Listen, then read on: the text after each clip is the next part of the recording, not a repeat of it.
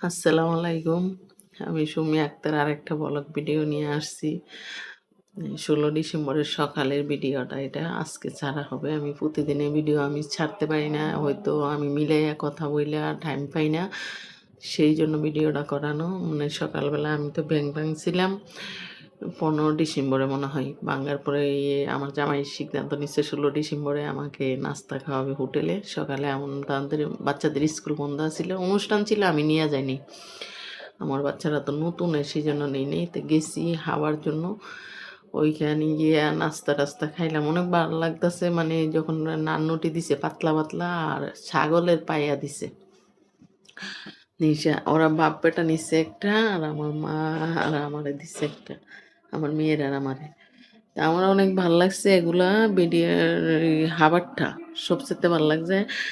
মানে আপনাদেরকে পয়েন্টের কথা বলি।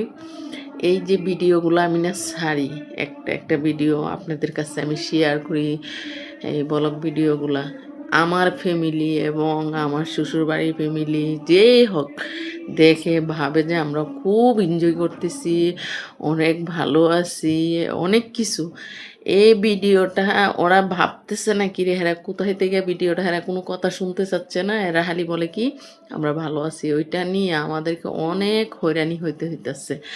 বিশ্বাস যদি করেন আপনারা করেন, আর না হলে তো করার কিছু নেই। আপনাদের সাথে আমার দুঃখটা শেয়ার করলাম। কিন্তু আমার জামাই অনেকদিন পরে আমার সকালবেলা নিয়ে গেছে নাস্তা খাওয়ানোর জন্য।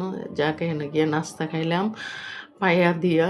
খাওয়ানোর পরে আমাকে বলতেছে তোমার ভিডিও করা হয়েছে। বলতেছে যে ভিডিও করছে আমি নিজেও জানি না।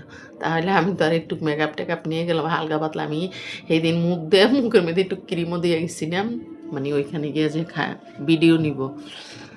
তো যাক আমি ভিডিওটা নিলাম আপনাদের সাথে শেয়ার করলাম দুঃখের কাহিনীটা। আমার কিছু কিছু মানুষ আছে আমার এসব দেখলে অনেক জ্বলে। আমার এই ভিডিও একটা দুইটা খাবারের ভিডিও, ওইটা ওইটা রান্নাবান্নার ভিডিও, আমি যদি আলুও ভাজি করে রান্না করি ভিডিওটা ছাড়ি ওরার কাছে অনেক হিট হয়, মানে অনেক কিছু বলার চেষ্টা করে। তো যাক আপনারা আমার পাশে থাকেন, যতগুলো কলিজার ভাই বোন আছেন এবং আমাকে সাপোর্ট করেন। আমি না চাই আমার ফ্যামিলির সাপোর্ট, না চাই আমার শ্বশুরবাড়ির ফ্যামিলির সাপোর্ট। কেন জানেন? সবাই আমার সাথে প্রতারণা করছে, কিন্তু আমি আর প্রতারণার শিকার হইতে চাই না। আমিও নিজে বাঁচতে চাই।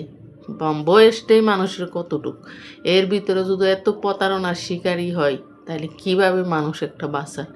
কোনো একদিন দেখবেন আমার লাইফের সব কাহিনী আমি কোনো একদিন সবার সামনে আমি তুলে ধরবো। আজকে হয়তো তুলতেছি না, অল্প অল্প করে বলতেছি। কোনো একদিন ফার্স্ট থেকে লাস্টও আমার পুরার